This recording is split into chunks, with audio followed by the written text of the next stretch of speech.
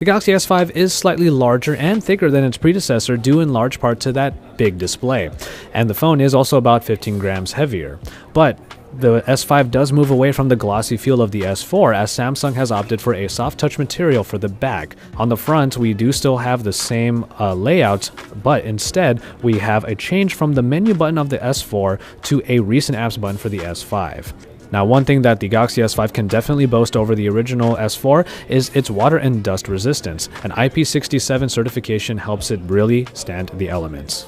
As far as the screens go, we do have a slightly larger screen on the Galaxy S5, the Super AMOLED screen coming in at 5.1 inches compared to the 5-incher that was on the Galaxy S4. Yes, these are essentially identical screens, however, and that means that you have some oversaturated colors, but overall really good and enjoyable performance in that user experience for the display. While we do see a big update in the processing package for the Galaxy S5, we will say that the Snapdragon 600 that was originally in the S4 is still doing a great job even to this day, and that should only mean that the Galaxy S5 will really set a higher bar when it comes to processing power.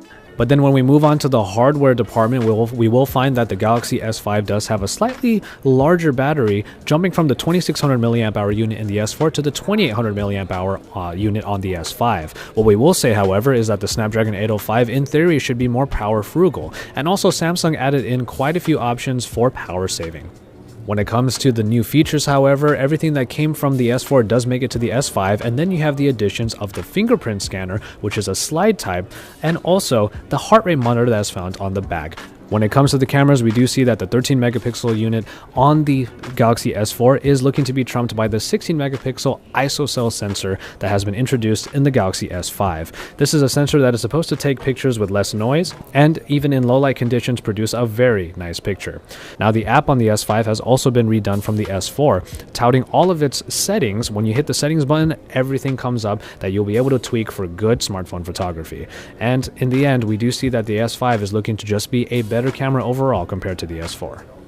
And finally, when it comes to software, we were really hoping that there was going to be a big evolution from the S4 to the S5 when it comes to TouchWiz. Unfortunately, some of the aspects of TouchWiz were changed, but not enough in order to make it really feel like a big difference.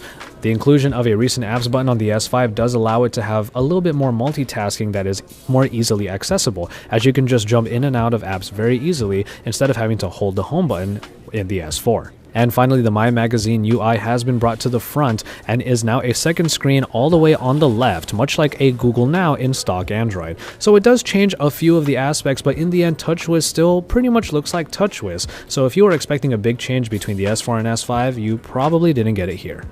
In the end, both of these phones do represent some of the best that Samsung has had to offer, and in terms of the S5, it just continues that tradition. Whether or not all of the new things are going to be useful for you is definitely a question that you can answer for yourself, but the S4 is definitely no slouch, so it doesn't deserve to just be dismissed in this comparison. We have a lot more coming on the Samsung